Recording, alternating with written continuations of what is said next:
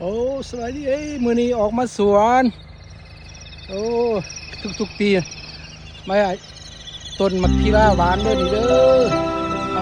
มักกระทันกับกำลังงามนี่แหละเดือน 10ได้กินกัน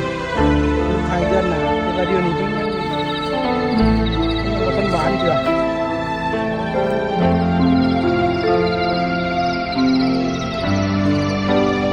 เก็บซอยกันเด้อปีนี้เด้อมักกระทัน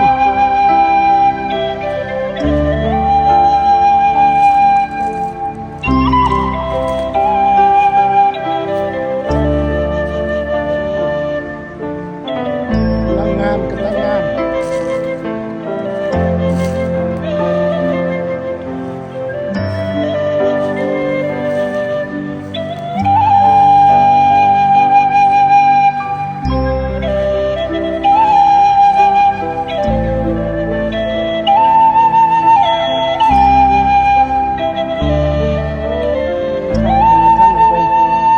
่ในสวน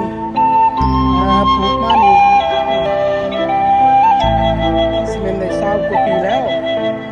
ปลูกทั้งหลัง200 กว่าต้น